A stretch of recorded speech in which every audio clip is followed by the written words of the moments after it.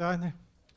Vamos dar início, esta tarde, ao ciclo de seminários anual que a Academia vem apresentando já há algum tempo, onde são debatidos temas da atualidade brasileira, sobretudo aqueles que mais diretamente preocupam, envolvem as reflexões de nós todos, dos senhores que aí estão, sobre a atualidade brasileira.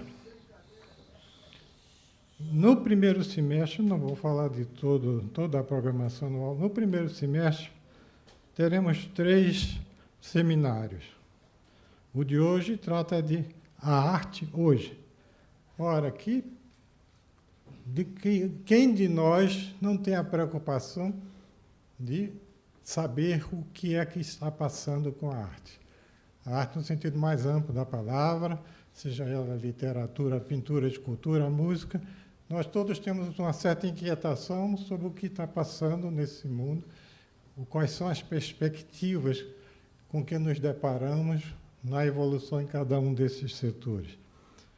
Para falar sobre esse assunto, teremos aqui hoje o acadêmico Ferreira Goulart, como representante da academia, e os professores Leonel Cássio e Paulo Sérgio Duarte. A coordenação de todo o ciclo será assegurada pelo secretário-geral da Academia Brasileira de Letras, o acadêmico Domêncio Porença Filho, que os senhores todos já conhecem pelos trabalhos de coordenação e pelas apresentações que vem fazendo continuamente. O segundo seminário, em maio, no dia 28 de maio, tratará do Estado Islâmico e a ruptura do multiculturalismo.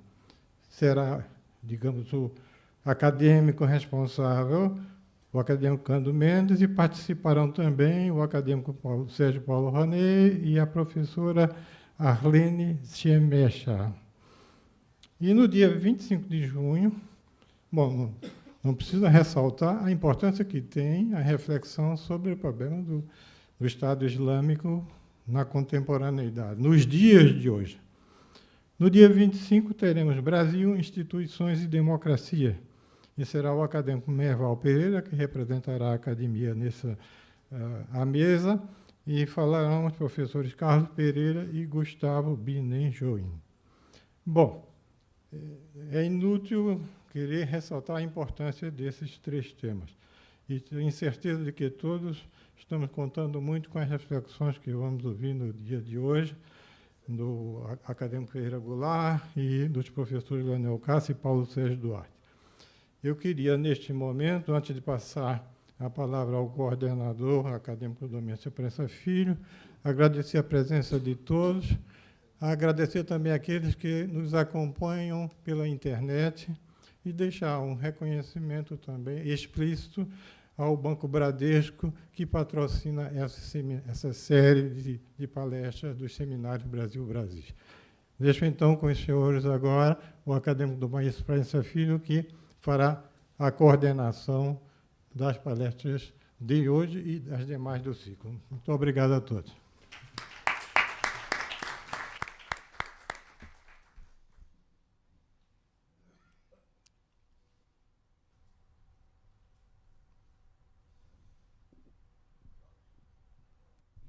Muito obrigado, senhor presidente, senhora acadêmica, senhores acadêmicos, senhoras e senhores que nos prestigiam com a sua presença,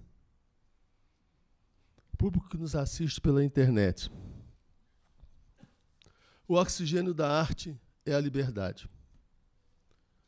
No âmbito das manifestações artísticas, a heresia de hoje pode converter-se na liturgia reverenciada de amanhã e vice-versa. As manifestações artísticas na cultura ocidental obedecem a uma dinâmica que alterna equilíbrio e ruptura, esta instauradora de novos cânones definidores. Nesse jogo de forças, uma das marcas da arte contemporânea, evidenciada há algum tempo, é a liberdade plena da experiência. Alguns estudiosos chegam a considerá-la uma metáfora da liberação social. Esses poucos aspectos são suficientes para destacar a importância da reflexão sobre os caminhos e a configuração da arte do nosso tempo hoje. Para tratar desse tema, dentro do Seminário Brasil-Brasis, que se concentra exatamente na cultura que se está fazendo no nosso cotidiano, o acadêmico, para a honra nossa, Ferreira Goulart, convidou 2 críticos de rara nomeada, Leonel Katz e Paulo Sérgio Duarte. Com eles e com suas reflexões, temos o grato prazer de abrir a série de Seminário Brasil-Brasis, um programa da nossa academia, como eu disse, centrado na cultura que se está fazendo agora na contemporaneidade brasileira. Ferreira Goulart dispensa apresentações, mas é sempre grato lembrar alguns fatos relevantes, fatos de sua biografia, relevantes para a literatura e a cultura brasileira. Ferreira só descobriu a poesia moderna aos 19 anos, ao ler os poemas de Carlos Drummond de Andrade e Manuel Bandeira. Ficou escandalizado com esse tipo de poesia e tratou de informar-se. Leu ensaios sobre os autores, sobre o que se estava fazendo de novo. E, pouco a pouco, aderiu a ela e adotou uma atitude totalmente oposta à que tinha anteriormente. Tornou-se um poeta experimental radical, ou seja, o radical é quem toma as coisas pela raiz. E assim nasceu o novo livro que o lançaria no cenário literário do país em 1954, A Luta Corporal. Os últimos poemas deste livro resultaram de uma implosão da linguagem poética e provocariam o surgimento da poesia concreta, de que ele, Goulart, foi um dos participantes e, em seguida, dissidente, passando a integrar um grupo de artistas plásticos e poetas do Rio de Janeiro, o Grupo Neoconcreto. Em 1962, afastou-se da vanguarda, integrou-se na luta política revolucionária e passou a escrever poemas políticos e a participar da luta contra a ditadura militar. Deixou clandestinamente o país, foi para Moscou, depois para Santiago do Chile, Lima, Buenos Aires e voltou ao Brasil em 1977. Durante o exílio em Buenos Aires, Goulart escreveu Poema Sujo, um longo poema de quase 100 páginas, que é considerado a sua obra-prima e que foi traduzido e publicado em várias línguas e países. Sua obra poética compreende 15 livros de poemas, o último deles, em alguma parte, editado em 2010. Goulart recebeu vários prêmios, obviamente, entre os quais o Machado de Assis da BL, o Prêmio Camões, os prêmios Jabutis Livro do Ano e o Prêmio Moacir Scliar, outorgado pela primeira vez no ano em curso. Com a palavra, para nossa satisfação, Ferreira Goulart.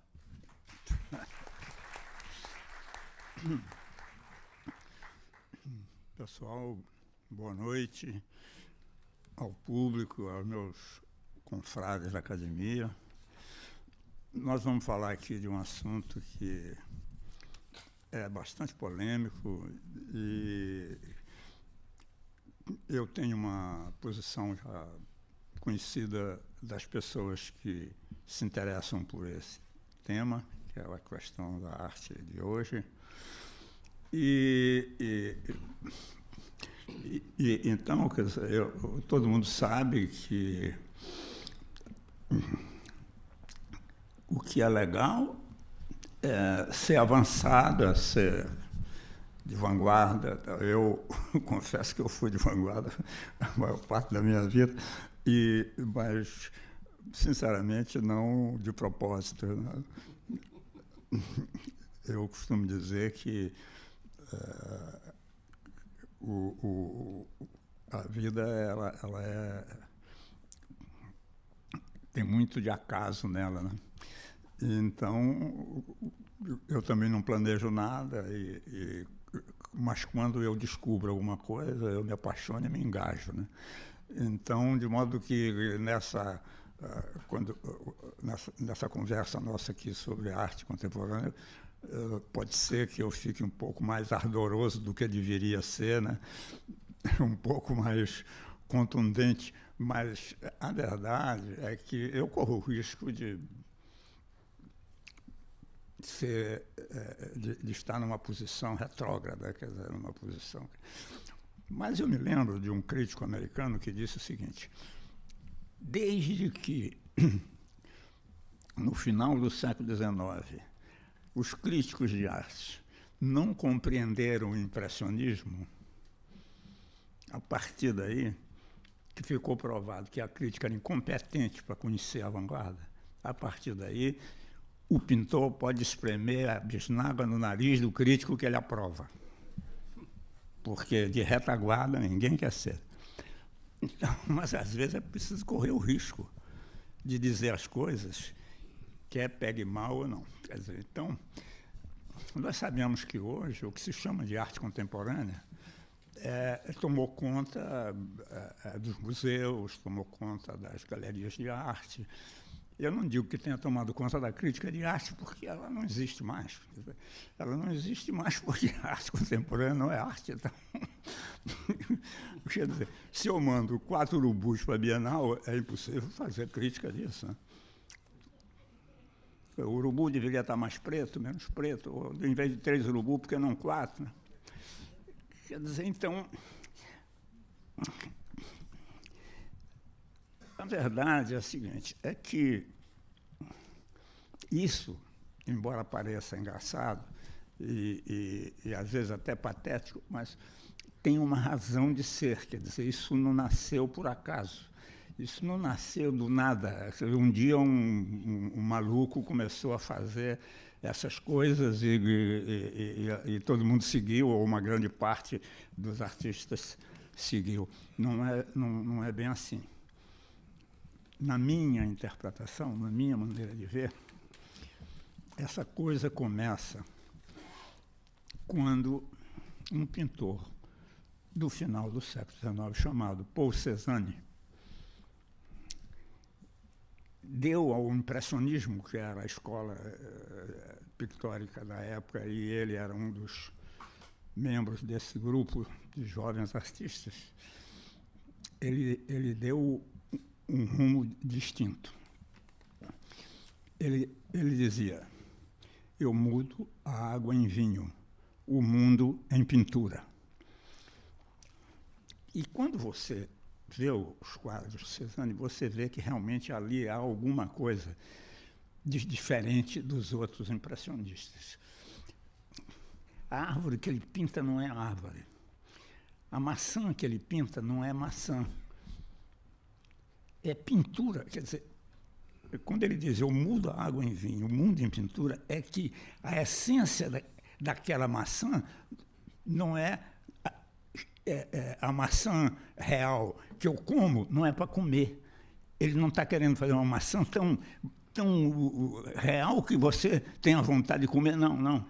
Ele está fazendo pintura. Aquilo é pintura, aquilo não é maçã. Então, podia mostrar aí um dos quadros do Cézanne aí?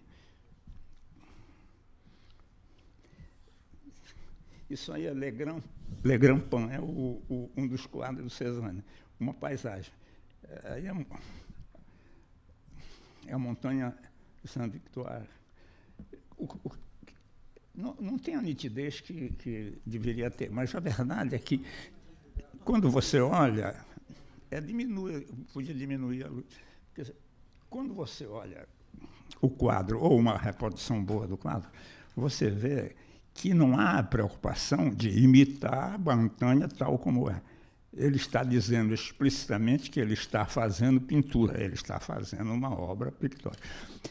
Quando ele expôs, no começo do século XX, em Paris, os quadros mais recentes,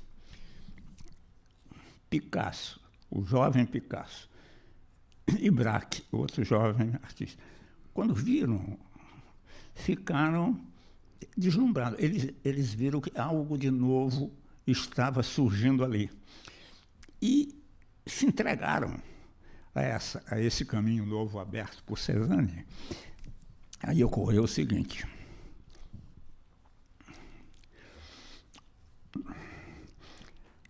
até Cézanne, quando ele diz, ele próprio dizia, sem natureza não há arte. E dizia, eu mudo água em vinho, o mundo em pintura. Ele partia do mundo, ele partia da natureza.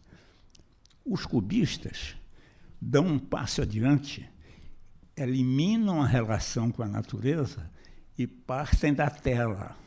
Agora, a pintura é a partir da tela, não é a partir de nenhum objeto anterior, externo à pintura. Não, é a partir da tela. Então, eu começo a fazer, isso não é nada mais do que a radicalização da atitude do Cézanne. Se o que eu faço é pintura, então é pintura. Então, não tem que ser a natureza. Então, veja bem, desde do Renascimento, que a arte descobriu a natureza. E toda a história da arte, até o final do século XIX, de alguma maneira, é isso. E, de repente, com o cubismo, se rompe essa relação e a pintura passa a nascer da tela. Bom, qual é a consequência disso? A consequência disso é que, no cubismo sintético, que tem o primeiro o cubismo analítico e depois o cubismo sintético, e o que há de interessante, de significativo, nessa segunda etapa do cubismo sintético, podia botar o quadro cubista aí, isso ainda é Cézanne. Isso aí já é o cubismo sintético. Então, o que há de novo é o seguinte, é que, já que a pintura nasce da tela, ou seja, da linguagem da pintura, então, eu não só posso usar formas pictóricas, eu não só posso usar formas pintadas, como eu posso usar qualquer coisa. A tela é o lugar onde nasce a arte, onde nasce a obra de arte. Então, no cubismo sintético, ele bota areia, o pintor bota areia, ele bota arame, ele bota barbante. Então, tudo que aparecer na tela, tudo que for posto na tela, é arte. Você está compreendendo? Tudo passa a ser arte. Essa inversão vai dar no que nós vemos hoje. Veja bem, se o que eu ponho na tela é arte, então eu posso colar jornal em vez de pintar o jornal. O Picasso faz uma natureza morta. Uma garrafa, um cesto, um bule, e queria botar um jornal ali, em cima dessa mesa. Ele, em vez de pintar um jornal, imitar um jornal, ele pega um jornal, recorta e cola no quadro. Ao fazer isso, quer dizer, ele está usando aí, não é nem areia, ele está usando uma coisa que já está feita, ou seja, ready-made. Então, aquilo que o Duchamp vai fazer começa aí. Tudo bem. Então, eu li numa revista francesa que eu comprei no sebo, aqui no Rio, 1960, por aí, 50 e poucos, uma entrevista do Fernand Léger, contando o seguinte: em 1914, houve em Paris uma exposição de indústria aeronáutica. E, diz o Léger, eu fui visitar essa exposição juntamente com Marcel Duchamp e Constantin Brancusi. Tudo bem. Quando chegamos na exposição, havia uma hélice muito grande, de madeira, outra de metal, e o Duchamp parou diante da hélice e ficou embevecido diante daquela obra. Virou para o Brancusi e falou: você era capaz de fazer uma escultura como essa aqui? O Brancusi falou: não amola. Saiu andando junto com o Léger e o branco e o Duchamp ficou vidrado naquela hélice. Eu aqui, audaciosamente, digo que nasceu aí o ready-made. Depois ele vai usar o urinol. Mas, quer dizer, a indústria produziu um objeto que era uma obra de arte, segundo ele. Então já está feito, eu não preciso fazer. Depois ele formula essa coisa dizendo o seguinte: será arte tudo o que eu disser que é arte. Claro, o que ele está fazendo, na verdade, é isso. Tudo que eu disser que é arte, é arte. Tudo bem. Então, o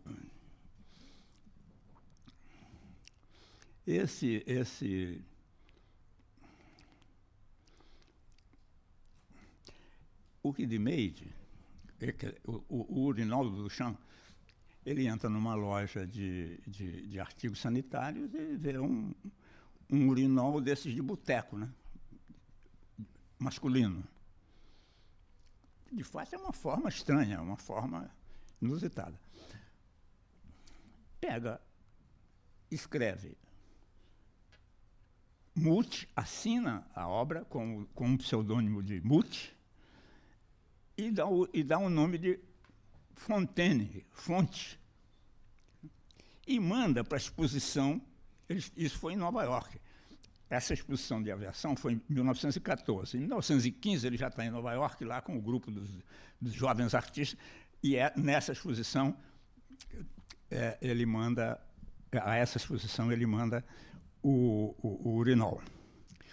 O pessoal da exposição não gostou muito. Me botou o urinol dele lá no final da exposição, num lugar pouco visível. Ele ficou chateado. Mas a verdade é que, com isso aí, começa uma coisa. Nós estamos em 1917. Daqui a 2 anos, mais ou menos de 2 anos, vai fazer 1 século que isso aconteceu. 1 século.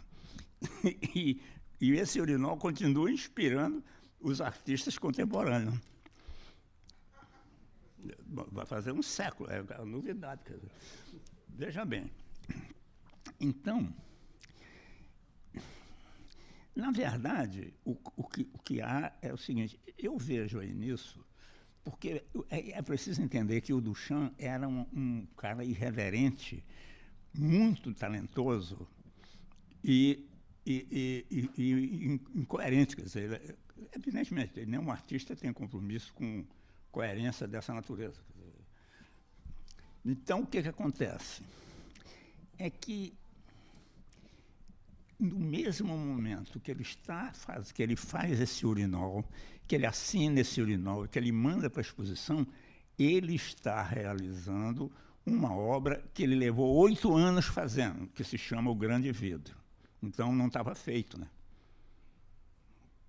O urinol estava feito, ele comprou feito. Mas por que ele fez O Grande Vidro? No mesmo momento, ele levou 8 anos fazendo. Tá certo? Então, quer dizer, não é que aquela escolha do urinol fosse uma brincadeira, não. Ele, de fato, achava que as duas coisas eram compatíveis. Tanto fazer arte como usar o que está feito, o que está pronto, o que a indústria produz. Porque há nisso esse aspecto também da produção industrial ocupando a época inteira, a Europa, então o mundo todo. E a pintura é artesanal, compreende? Então, essa coisa também do Duchamp é uma coisa também com uma certa ironia e uma certa amargura de sentir que aquela coisa artesanal ia acabar. É o que ele sentia. Tudo bem. Então, ele fez uma série de outros objetos dessa natureza também, um gadanho e outras coisas. Quer dizer, o que você percebe aí é o seguinte, é que na medida que a tela deixa que se rompe essa relação da pintura como um modo de se referir ou de transfigurar ou de copiar a natureza, então há uma liberdade sem limite que nasce aí e que vai ter as consequências que nós conhecemos. É claro que isso não foi uma coisa simples, que se desenvolveu numa única direção, não foi. Inclusive, o próprio cubismo, ele dá origem à pintura mais ortodoxa, vamos dizer assim, mais racional, mais objetiva, que é a pintura do Pietro Mondrian, né? Que é uma pintura da racionalidade. Na verdade, quer dizer, mas o próprio Mondrian, ele diz o seguinte, que aquilo que ele está fazendo vai se integrar na arquitetura e a pintura, como objeto de arte, vai acabar. Ela vai se integrar na arquitetura. Há uma tendência ao fim da pintura, algo muito revolucionário que está fervendo ali dentro. Então, veja bem, um pintor russo, Malevich, ele chegou a pintar um quadro que era preto sobre branco. Uma esfera preta, um disco preto sobre um fundo branco. E, em seguida, ele pinta um quadro que é branco sobre branco. Ora, branco sobre branco, a diferença é que o fundo é liso e a forma branca tem um trabalho de um pouco de relevo, um pouco de pincelada mais acentuada. Então. Mas vem cá, o passo adiante do branco sobre branco é o branco só, então acabou a pintura. Quer dizer, o passo adiante é a tela em branco. Está certo ou não? O que aconteceu? Ele parou de pintar e começou a fazer escultura, montar elementos no espaço tridimensional. Porque, na verdade, nesse processo a pintura acabou, a pintura se esgotou. Veja bem, vamos dar um pulo. Brasil, Rio de Janeiro, 1959, 58, 59. Lygia Clark. A Lygia Clark começou a fazer pintura abstrata. Um dia ela pegou um quadro. Aqui está a tela, aqui está a moldura. A moldura era no mesmo plano da tela e era de madeira larga. Ela começou a pintar formas geométricas aqui na tela e, de repente, passou para a moldura. Quando eu vi aquilo, falei para a Lígia, a moldura é o espaço de passagem entre o espaço fictício da pintura e o espaço real. Se você pinta a moldura, você está querendo fazer que o espaço fictício se defronte com o espaço real, ou que acabe o espaço fictício. Tudo bem. Ela concordou comigo e deu desenvolvimento a esse fato, começou a fazer telas, que não era mais tela, que era de madeira, com compensado, com linhas transversais. Tudo bem, chegou num ponto em que ela própria viu que aquilo tinha esgotado e foi para o espaço real como o Malevich tinha ido. Os bichos de Lígia não são nada mais do que o resultado desse desdobramento dentro da pintura também. Isso, 50 anos depois, num outro contexto, sem ela conhecer o Malevich, que eu era companheiro dela e do grupo único que tinha descoberto essa coisa do Malevich, era eu que vivia futucando esses troços. A Lígia estava noutra, né? Era pintora e estava lá fazendo isso. Mas eu chamo a atenção para esses fatos que são coisas que fazem parte de um contexto histórico, de um processo que tem contradições, mas, ao mesmo tempo, tem uma certa consequência. Quer dizer, então, veja bem, isso não quer dizer que a pintura acabou definitivamente, não quer dizer, mas, sem dúvida alguma, ela não é mais a forma de expressão que tenha e da importância que ela teve até o século XIX. Ela não tem mais a mesma importância, a mesma presença, a mesma coisa. Isso não quer dizer que ela acabou, continua a ter grande arte, mas é como a ópera. A ópera praticamente não se faz mais, mas ela continua. Quer dizer, as coisas não acabam assim, mas já não tem a posição praticamente hegemônica que ela já teve. Tudo bem. Então, nesse processo que o quadro é desintegrado e que o objeto substitui a obra feita, você vai chegar no que hoje se chama de arte contemporânea. Na verdade, isso foi aos poucos, mas a própria Lígia, que partiu da arte concreta, que fez esse processo que eu falei aqui, do quadro e da evolução do quadro, chegou nos bichos que são construções em metal. Ela própria abandonou essas construções em metal e começou a fazer coisas inteiramente fora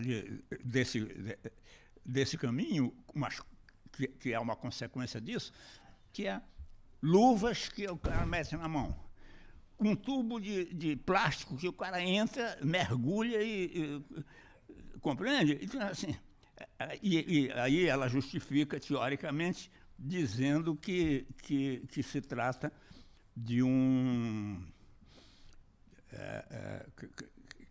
de uma coisa psicanalítica, que através dessa experiência, que não é mais visual, porque a pintura é uma expressão visual, e o que ela fez é uma coisa meramente sensorial, num ponto, eu chamaria até de uma experiência cega, porque é só sensorialidade, é só tato, é só... Compreende? Tudo bem. Então, mas ela, de certo modo, é precursora de um certo tipo do que se chama de arte contemporânea. Compreende? E o Elliot Sica, que era companheiro dela, e que também desenvolve, vai no mesmo caminho em que a obra de arte, como objeto, já não conta. Aí, quando ele faz como é que chama? Hein? Parangolé. Os parangolés, que, na verdade, nascem da escola de samba, da Mangueira, onde ele passou a desfilar, que é um derivado da capa da porta-bandeira. Tudo bem. Então, são coisas que não têm mais nada a ver com a pintura propriamente dita. Então, agora, no plano internacional, para terminar, eu vou ser sintético aqui, então, houve coisas assim. Um determinado artista fez uma exposição, faria uma exposição individual na galeria, um artista italiano. Ele cobriu a galeria toda com uma rampa e debaixo da rampa ficou se masturbando. Outro deu um tiro no braço. Um americano, Chris Burda, deu um tiro no braço. Você está compreendendo? Então, recentemente, né, uma artista chamada Marina Abramovic, ela fez uma exposição no museu no MoMA e lá ela botou casais nus.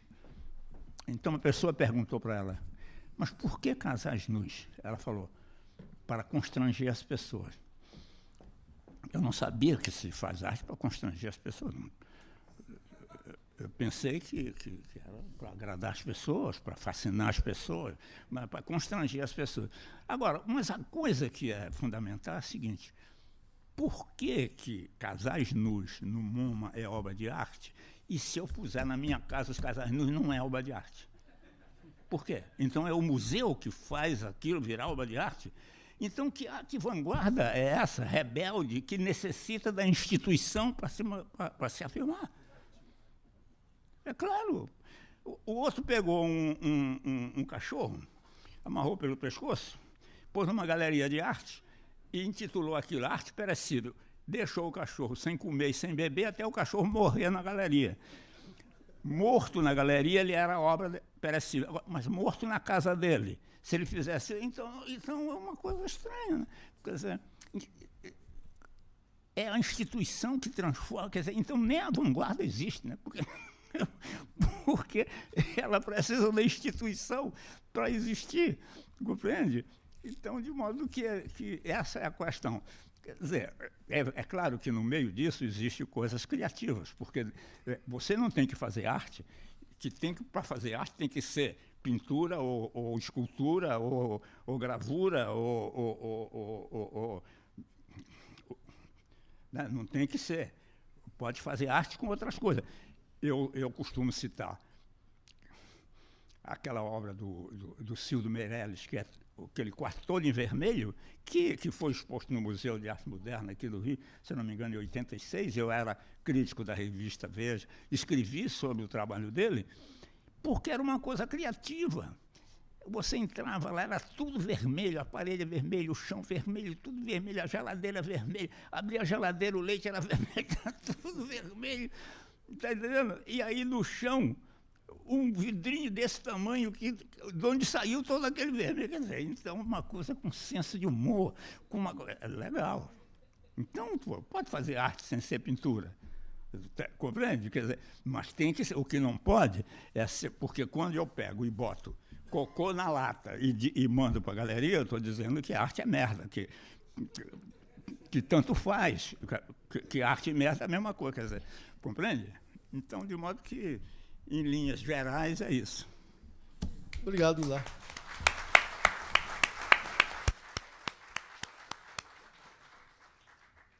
Paulo Sérgio Duarte, que inicialmente vai dialogar com a exposição provocativa de Goulart, é crítico, professor de História da Arte, pesquisador do Centro de Estudos Sociais Aplicados da Universidade Cândido Mendes, na qual dirige o Centro Cultural do mesmo nome. Exerceu diversos cargos públicos na direção de instituições de educação e da cultura e, entre outros, implantou o Núcleo de Arte Contemporânea da Universidade Federal da Paraíba.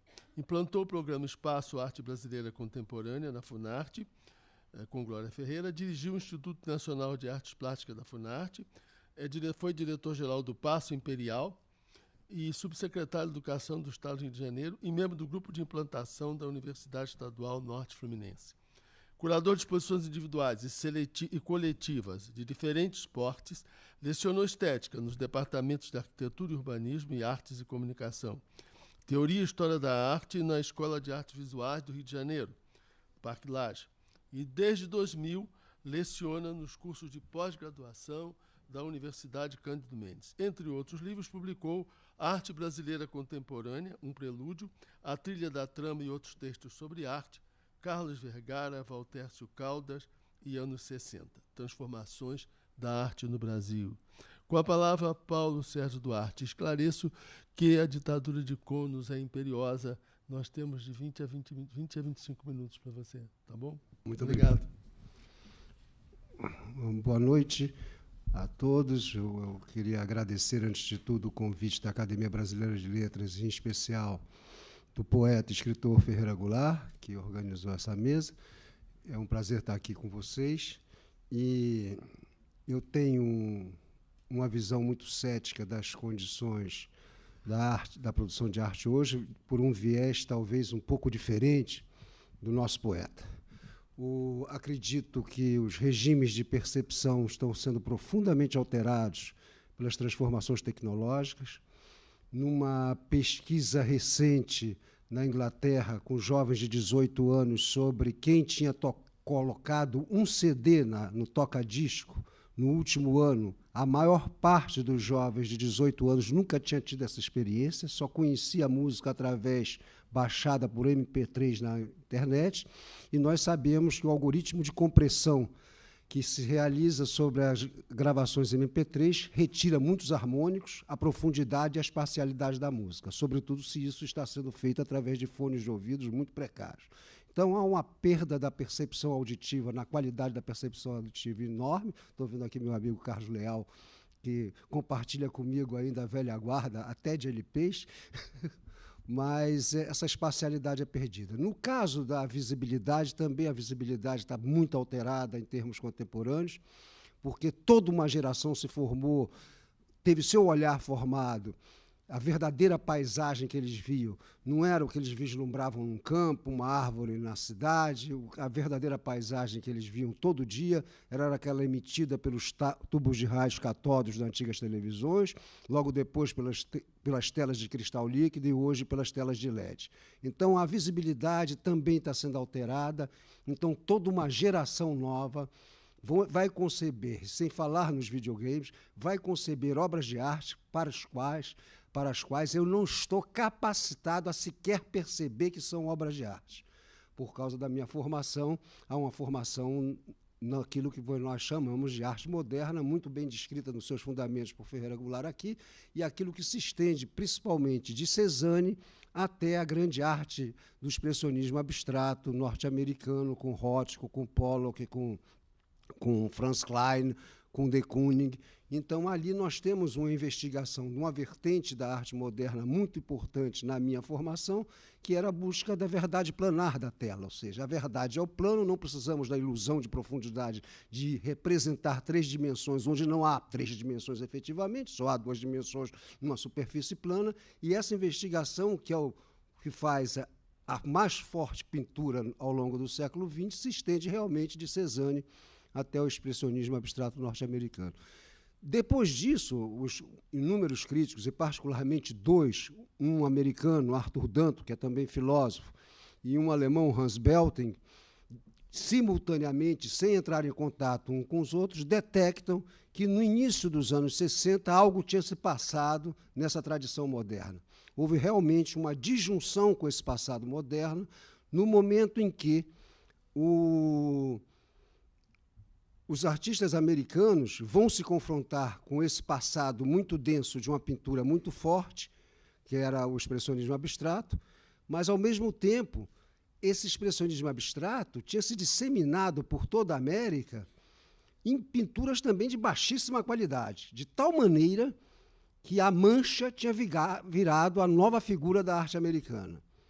Então, os pintores chamados pops perceberam que colocar uma figura ali era subverter o regime de percepção daquele público sofisticado dos museus. Colocar uma lata de Coca-Cola, uma garrafa de Coca-Cola, uma lata de sopa Campbell, o rosto de uma estrela, um posto de gasolina, subvertia esse ambiente.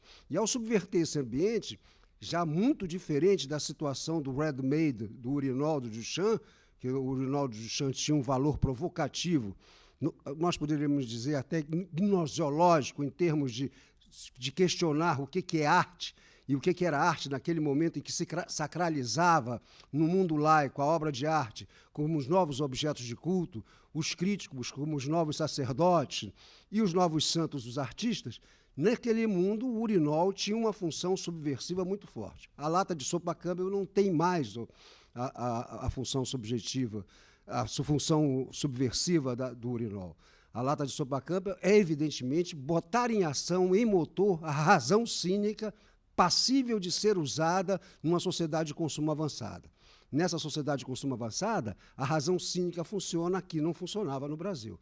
Tanto é que todos que enveredaram por um caminho chamado de pop no Brasil deram com os burros na água. Vou logo dizendo que Antônio Dias não tem nada de pop para mim.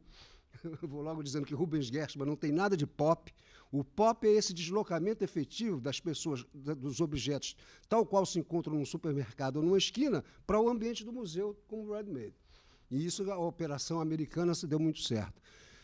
E, nessas condições, também nós tivemos, ao longo do século XX, uma infiltração muito grave da ideologia da ciência e da técnica no campo da arte. Ou seja, a ideologia do progresso, absolutamente necessária para se fazer ciência, se infiltra no campo cultural da arte e domina o campo cultural da arte, e a arte surge com essas ideias, como a terminologia militar das vanguardas, de que fazer arte é fazer progredir a própria arte. Olha, nós não podemos dizer que Bernini é superior a Michelangelo porque veio depois de Michelangelo. Bernini não representa nenhum progresso em relação a Michelangelo. Bernini responde, nas condições do Barroco e da Contra-Reforma, aos problemas da tridimensionalidade na arte italiana, que não podiam ser respondidas nas condições do Renascimento por Michelangelo. São condições culturais muito mais complexas e a arte não progride. A arte é uma cultura sem progresso. Outra questão que afeta, a meu ver, grandemente esse panorama atual é que a arte entrou, o regime de fruição da arte declinou muito na sua função reflexiva, na exigência reflexiva que havia de Cézanne até o expressionismo abstrato, para se entregar de imediato como um mero divertimento. E a arte entra definitivamente, nos anos atuais, na indústria do entretenimento. Ou seja, ela sai da ordem de uma produção cognitiva mais densa, de uma produção de conhecimento específico e particular, diferente do conhecimento científico e diferente do conhecimento religioso, o conhecimento artístico, sai desse campo e entra diretamente numa relação promíscua com a indústria do entretenimento. E isso resulta em situações que eu gostaria de apontar aqui algumas. Por exemplo, aí nós temos uma arte pop que hoje é um clássico. Podemos olhar para essa Marilyn Monroe tal qual olhamos para uma pintura em Altamira, tão distante ela está de nós no mundo de hoje. Ou seja, nós estamos olhando essa Marilyn do Andy Warhol tal qual poderíamos olhar um Da Vinci, porque o que se faz hoje é muito distante disso aí. E nós estávamos já num ambiente em que eu chamo a atenção de operação da razão cínica no campo da arte. Vamos passar aí a outra. Aí nós temos um Mao Tse Tung, muito conhecido, né? Isso tinha um consumo muito particular naquela época, principalmente pela burguesia europeia. O Andy Warhol, com seu cinismo, dizia: não, eu faço foice e martelo em Mao Tse Tung porque os burgueses europeus adoram o comunismo, então eu tenho um mercado lá. Vamos passar aí adiante? Pode ser. Bom, agora nós temos a pop atual. A pop atual não é um ready-made. Pelo contrário, esse senhor, Jeff Koons, nascido em 1955, trabalha num ateliê em Manhattan com 120 funcionários, a maioria artistas. E uma dessas esculturas leva 2 a 3 anos para ser realizada. Não tem nada de ready-made. É uma execução primorosa. Pode passar para a próxima? O que é interessante, isso aí até foi uma exposição que eu vi na cobertura do Metropolitan, o Jeff Koons ocupando toda a cobertura do Metropolitan.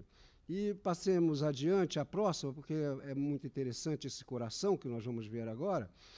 Essa série de corações, por exemplo, em 2008, um deles foi vendido por 26 milhões de dólares. Ou seja, a faixa dessa produção hoje é toda acima das dezenas de milhões de dólares. Ou seja, não existe nada abaixo com um dígito só de $1 milhão na produção do Jeff Koons. O Jeff Koons também é um artista absolutamente contemporâneo em tudo que aquilo tem de mais safada a cultura contemporânea. Ele cultivou, nos seus trabalhos de arte, a ruptura definitiva da separação entre público e privado. Ele foi casado com uma líder feminista, artista de pornô, a Cicciolina, com quem teve um filho, e fez questão de transformar em obras de arte diversas cenas de relações sexuais entre ele e a mãe do filho dele. Mais do que isso, fez uma série de esculturas onde reproduz ele com a Cicciolina, reproduzindo posições do Kama Sutra em 3 dimensões, ele e a mulher. Então, é nesse mundo que nós estamos vivendo culturalmente. É isso que eu queria chamar para questões da arte contemporânea. Essa indústria do lazer, do entretenimento, vejam bem que a dimensão reflexiva diante de uma montanha Santa Vitória, ou mesmo diante de um Pollock, é nula quando nós vemos um coração desse. Minha mãe pensaria, com justa razão, que tratava-se de uma decoração de Copenhague, da loja de chocolates, para o Dia dos Namorados. E nunca pensaria que isso seria uma obra de arte. Então, essas obras de dezenas de milhões de dólares fazem parte dessa entrada deslavada da arte na indústria do entretenimento. E mais do que isso, eu gostaria de chamar a atenção para uma última, vamos passar adiante, aí nós vemos uma cena de um garoto brincando, pulando, escalando literalmente na frente dos pais, um Donald Judd na Tate Modern. E aí eu gostaria aqui, eu tinha calculado mal a minha fala, eu entendi mal os tempos para o qual eu estava convidado, então eu preparei um paper um pouco alentado, com o qual eu só quero ler agora o final. Esse final se chama O Novo Circo, né? A palestra se chama Da Biblioteca ao Circo, né? Entretanto, as instituições museológicas sofreram grandes transformações. E, em 1952, o maior espetáculo da Terra, The Greatest Show on Earth, dirigido por Cecil B. DeMille, ganhou o Oscar de melhor filme. No título habitava uma ambiguidade. Quem era o maior espetáculo da Terra? O circo, tema do filme, base de seu enredo, ou a própria obra cinematográfica? O circo podia ser apresentado para o consumo de massa como o maior espetáculo da Terra ou o próprio cinema. Passados 60 anos, jamais um filme de Hollywood seria apresentado da mesma forma. Os circos migraram e foram deslocados para instituições muito mais complexas e sofisticadas que aquelas que nas periferias das cidades abrigavam a vertigem dos trapezistas e a tristeza dos palhaços. Os filmes podem ser alugados pelo controle remoto sem o espectador sair de casa. E, pelo menos no Brasil, cada vez mais salas, outrora de cinema, abrigam igrejas de diferentes seitas cristãs. A indústria cultural ficou mais complexa e conseguiu introduzir a arte na indústria do entretenimento. Hoje, o maior espetáculo da Terra é o Museu de Arte, no qual se apresenta o grande circo contemporâneo. A Tate Modern, o Boburg, o Louvre, o MoMA, o Metropolitan e seus milhões de visitantes anuais. Uma obra de arte jamais será o que era no seu momento moderno. Adeus Cézanne, Picasso, Braque, Malevich, Mondrian, Pollock, Newman, Rothko, nunca mais serão vistos como antes. O mundo está mesmo para Jeff Koons, seus cachorros de bolas de festa de aniversário e os corações gigantes enlaçados de fita dourada. Lá, onde Gerhard Richter e Anselm Kiefer, dois grandes pintores contemporâneos, cada um a seu modo, se tornam importantes extremos da pintura, tomando a sopa pós-moderna pelas beiradas, fica o território delimitado para o que se está chamando de arte contemporânea. Em 18 de maio de 2014, o crítico Jonathan Jones, em seu blog no jornal The Guardian, publicou uma severa crítica à Tate Modern sobre a forma como são exibidas as telas de Rothko e àquele museu em geral. Vocês se lembram que a crítica as telas de Rothko, que pertencem à Tate Modern, foram originalmente, no final dos anos 50, encomendadas para decorar o restaurante Four Seasons em Manhattan. O Rothko visitou o restaurante, olhou para aquilo e disse, para aqui não. Devolveu o dinheiro, na época equivalente hoje a 2 a 3 milhões de dólares, devolveu o dinheiro e disse, essas telas não vêm para cá.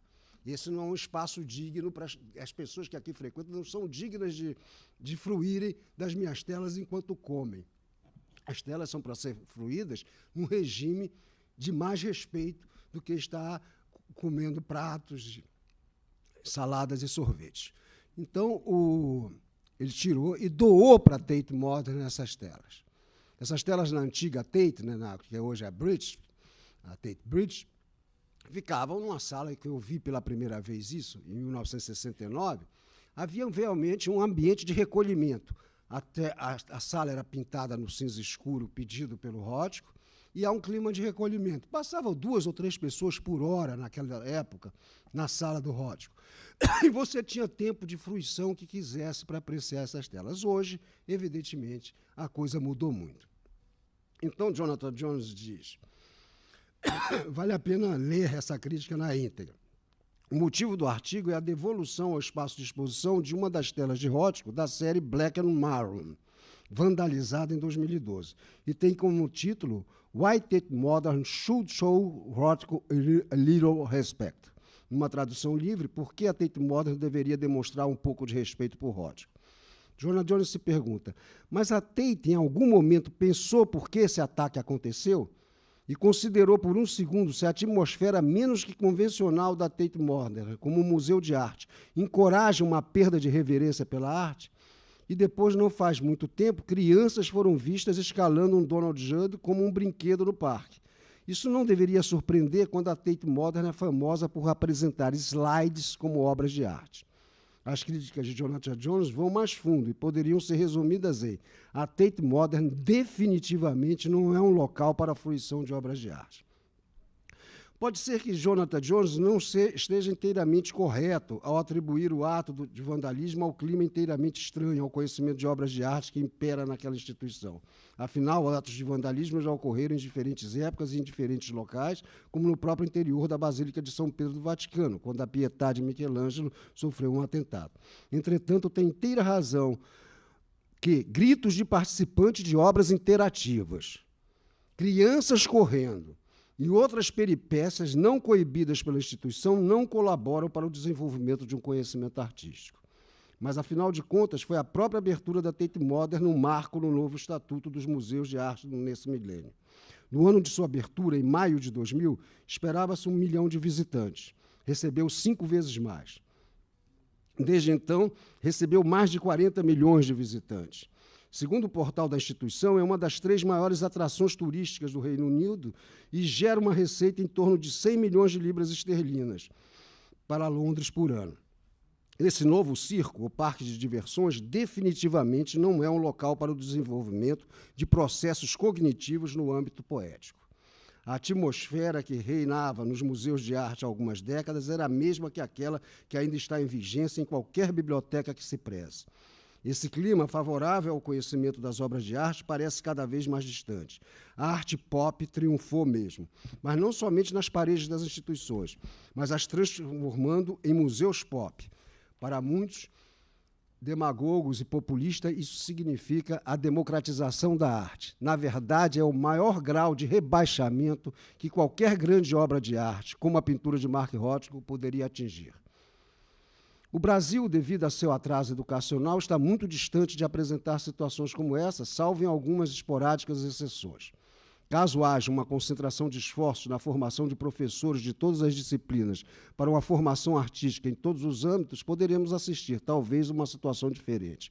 Futuras gerações formadas em torno do poético nos campos da música, da literatura, das artes visuais. O nosso atraso poderia ser revertido em vantagem, mas não é o que vemos. Continuamos a observar abandonadas as prioridades educacionais e o país registra os piores índices, mesmo quando comparado somente a países da América Latina.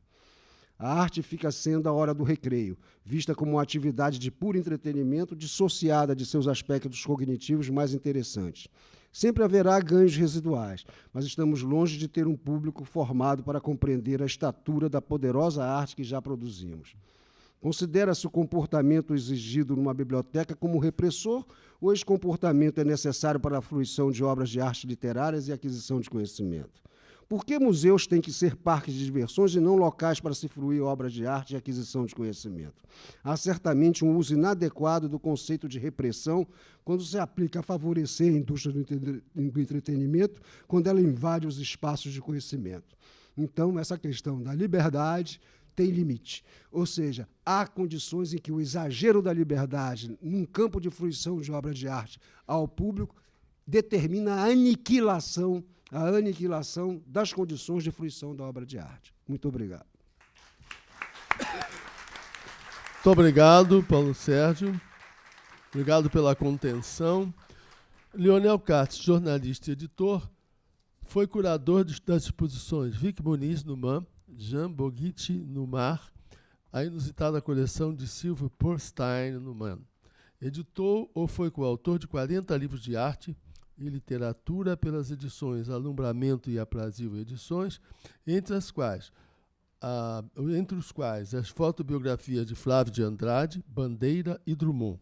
Foi curador do Museu do Futebol e dos projetos do Museu de Arte do Rio e do Museu da Manhã. Foi secretário de Cultura e Esporte do Rio de Janeiro. Com a palavra, Leonel Katz, para prosseguir nesse diálogo frutífero. Olá, boa noite, serei breve. O Goulart falou do urinol de Duchamp, e é muito fascinante a gente saber que tem uma polêmica instalada nos tribunais de Paris, que continua, que um cidadão foi lá e quebrou esse urinol original que estava no Centro Pompidou. E a discussão que se faz é que esse urinol valia ou vale 1 milhão, 2 milhões, 10 milhões, quanto for, e ele quebrou e foi comprar um urinol igual a esse, escreveu R. Muti e doou ao Centro Pompidou. Então, na justiça francesa, se discute o valor daquele original urinol ou o valor do original que ele comprou, que é original também. Essa discussão no campo da arte é completamente infinita. Eu me lembro de uma história deliciosa que está no livro do fotógrafo David Douglas Duncan, que foi o fotógrafo do Picasso, que dizia que um cidadão comprou numa exposição em Paris um quadro importantíssimo de Picasso, um norte-americano. E quando foi buscar o quadro, viu que o quadro estava sem assinatura. E ligou para o Picasso perguntando se podia levar o quadro ao ateliê, etc. O Picasso disse, pode, tudo bem. E levou lá, chegou com o quadro e disse, eu queria que o senhor assinasse o quadro. Aí o Picasso disse, mas Picasso é falso. Aí disse, mas como é falso? Eu comprei na sua exposição, tenho fotografia ao seu lado na exposição, paguei não sei quantos, centenas de milhares. Não, mas eu já pintei falsos Picassos. E esse Picasso é falso e eu não vou assinar. Então, a liberdade no campo da arte é muito fascinante. E o ponto de vista e a opinião também. O meu querido poeta e amicíssimo Ferreira Goulart, que eu tive a honra de editar um livro recentemente, a Revelação do Avesso, quase que eu ia falar Revolução do Avesso, com a minha mulher, a Lúcia Bertazzo, eu devo lhe dizer que a exposição da Marina Abramovic era muito interessante. Independentemente dos pelados que haviam correndo para todos os lados, havia outras cenas extraordinariamente fascinantes como expressão artística, porque era muito grande e muito bonita. Eu queria só aqui entrar rapidamente para mostrar algo que me toca muito, que é o que o Paulo Sérgio Duarte falou. São duas coisas que me tocam sempre muito. Uma, na própria essência dos projetos que eu tive participação aqui no Rio, como o Museu do Futebol, o Museu do Amanhã, o Museu de Arte do Rio, da Fundação Roberto Marinho, eu sempre tive como epígrafe a frase que o Goulart diz, que nós somos uma invenção de nós mesmos. Ou seja, nós somos o imaginário daquilo que nós imaginamos que somos. Então, quando a gente pensa em qualquer museu, em qualquer expressão artística, nós temos que pensar no público que vai a ele. Fundamentalmente, como é que aquele público vai usufruir, não como um centro de divertimento, mas como um centro, uma escola do olhar, uma capacidade de ver com outros olhos, ou ver uma centena de vezes a mesma obra e a cada vez vê-la de uma forma diferente. Essa obra que se perdeu, uma obra-prima, que era da coleção do Jean Boguitti, o Samba, de 1928, esse quadro eu sempre brincava quando ia na casa do Jean Boguitti, que eu disse, Jean, esse quadro não foi pintado pelo de Cavalcanti, foi pintado pelo Cézanne, porque era tão extraordinariamente importante que me tocava muito. Por acaso tem aqui um quadro do Di, um quadro da Tarsila, ambos da coleção do Boguitti. Vai, pode seguir. Uma obra da Maria Martins, nossa escultora transfiguradora das coisas, segue. E essa belíssima obra da Lígia Clark. Mas o que eu queria dizer é que não apenas nos museus, mas no cotidiano da vida, nós estamos deixando de olhar. Isso que o Paulo Sérgio trouxe é muito verdade.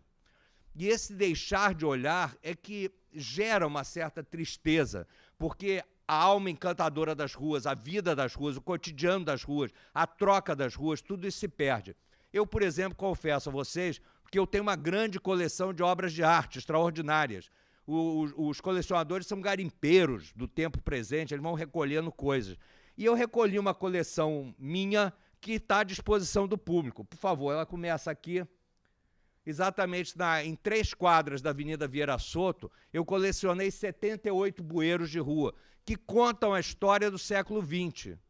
Então, esse bueiro, aqui está o testemunho do meu tênis branco, com a calça rancheiro, a pedra portuguesa e as águas pluviais arredondadas, um pouco até pós-Art Deco. Siga.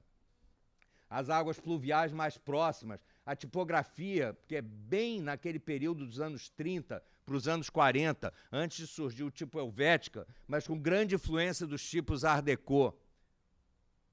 Aqui também um bueiro que se mimetizou a pedra portuguesa negra, fez uma mestiçagem brasileira formidável. Segue. Aqui ela é vista de outra maneira, eu posso vê-la de uma forma, como eu posso vê-la de formas diferentes. Isso é uma coisa que me dá um certo pasmo também nos museus. Os chamados setores educacionais do museu têm uma obrigatoriedade da percepção. Isso é um grande equívoco, porque um professor, um mestre, tem que ser apenas um maestro dos saberes no dia de hoje. As coisas têm que ser dadas para a descoberta pelo outro. Essa incapacidade nossa, seja no museu, seja na sala de aula, de permitir ao aluno fruir a si mesmo, seguindo as grandes lições do Anísio Teixeira, que aprender é ganhar uma forma de agir, eu acho que isso daí é que a gente deixa esse olhar à parte. Siga aqui um minuto. Aqui é um da Companhia de Energia Elétrica, ou algo assim, que é extraordinariamente belo, parece um sol realmente luminoso, é uma coisa que remete ao zodíaco, remete até talvez aos egípcios, ou aos maias, toltecas, astecas. Aqui tem 3 bueiros, entende, conversando entre si, uma extraordinária conversa. Um que é certamente careta, quadrado, outro é mais arredondado, outro é mais enviesado. Vamos lá.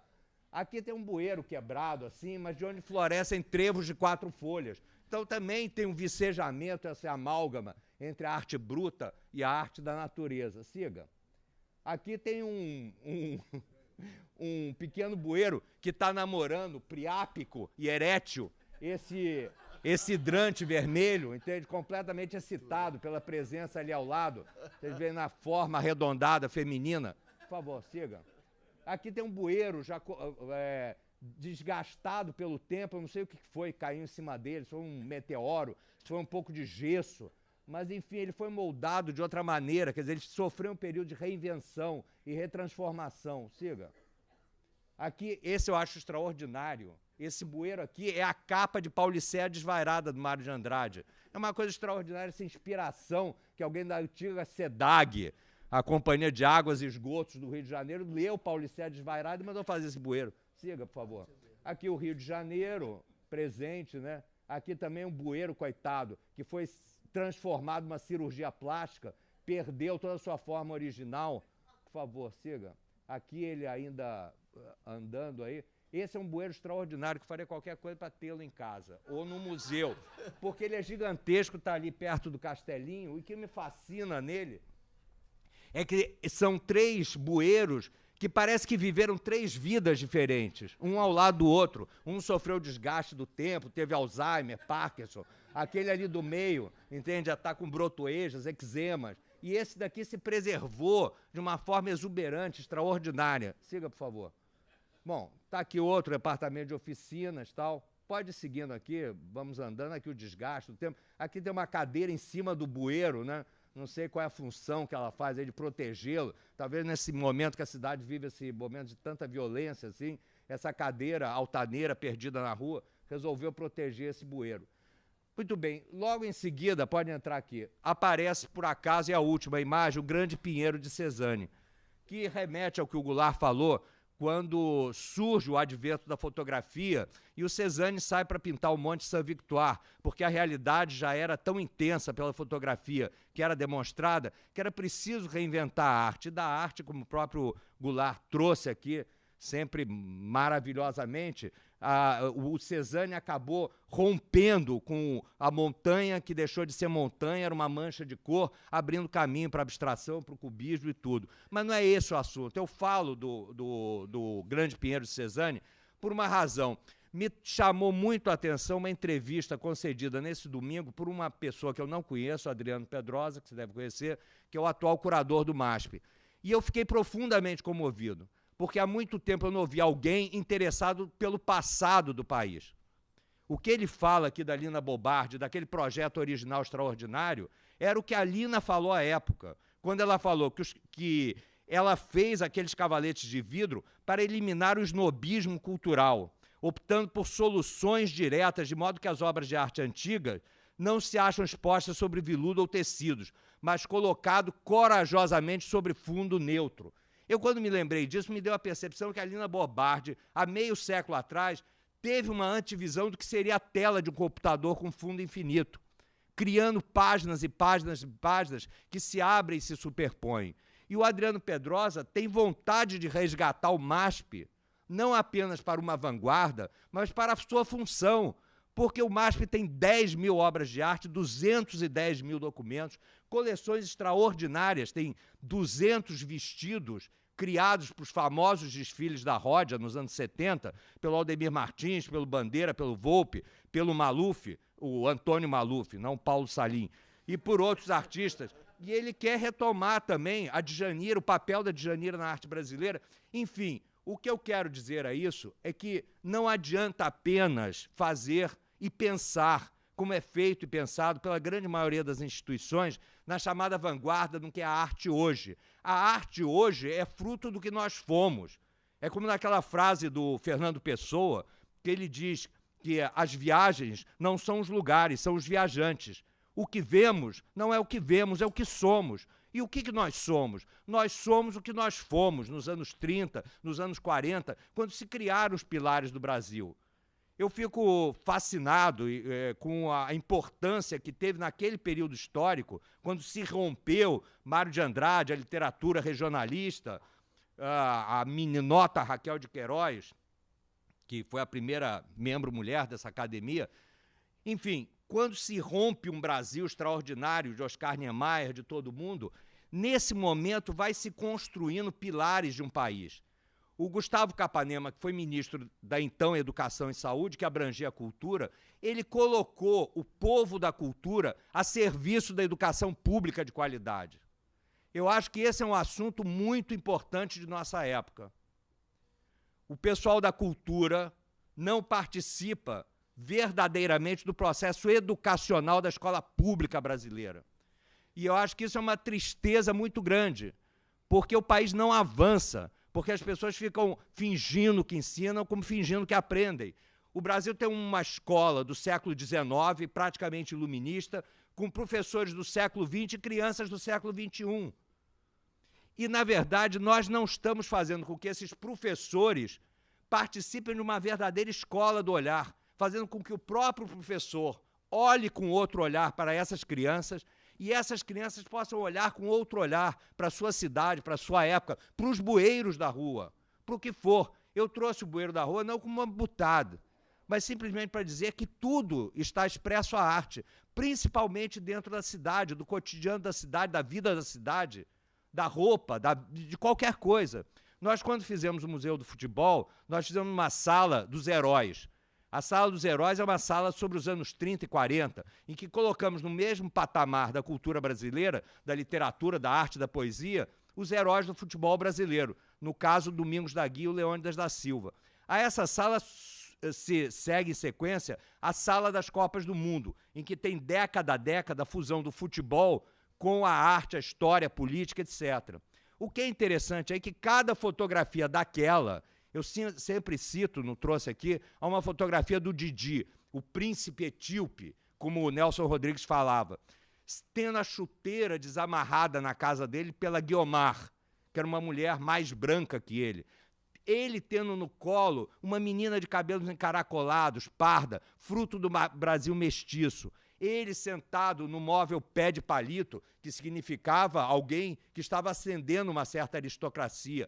Uma TV de tubos catódidos, eu me lembro o nome agora, é isso, SEMP, né? E em cima da TV, por acaso, um caboclo, a forma de um índio, de um caboclo, fruto do sincretismo brasileiro. Cada fotografia, cada rua, cada bueiro, cada obra de arte, ela existe como patrimônio do país, e esse patrimônio é muito pouco explorado, porque seja numa Bienal, seja no museu, não são dados os elementos para que essa obra seja fruída de 50 formas distintas. O grande Pinheiro de Cezanne pode ser visto 100 vezes, que a cada 100 vezes ele será diferente. Ele pode ser visto pelo movimento, pelo ritmo, pela cor, pela profundidade, pela correlação com outras obras semelhantes, pelo que for. Então, o que eu estou trazendo aqui é simplesmente um fato. A arte hoje é muito refém do chamado mercado de arte. O mercado de arte produz seus artistas. O mercado de arte, os artistas e as galerias produzem os seus colecionadores. O próprio espaço da crítica ficou muito limitado. Eu me lembro de uma críticas brilhantes que Paulo Sérgio já escreveu, outras extraordinárias do Goulart, uma que me comove muito, da Casa da Flor, que ele escreveu, que é a Casa da Flor que existe em São Pedro da Aldeia, que foi feito por um Gaudí brasileiro, que é uma casa habitada pelo seu criador, como se ele habitasse o próprio sonho. Eu me lembro de críticas do Frederico Moraes, quando eu era editor do Globo, que ele publicava falando de Garrincha e Guignard, heróis de um Brasil romântico, estabelecendo correlações e não apenas apresentando a chamada arte contemporânea para ser engolida pela goela adentro. O que eu queria trazer como elemento de reflexão, que a arte hoje é a arte de hoje, que tem, evidentemente, artistas notáveis, o Zerbini, Beatriz Milhazes, Adriana Varejão, cada uma com as suas características e os novos que vão surgindo, mas, fundamentalmente, a arte hoje tem que ser a nossa arte do passado, a nossa cultura, os nossos pilares, para serem revividos, recriados e repercebidos. Então, é essa a perspectiva que, dentro do meu tempo, eu trouxe para a nossa reflexão. Obrigado. Obrigado, Léo.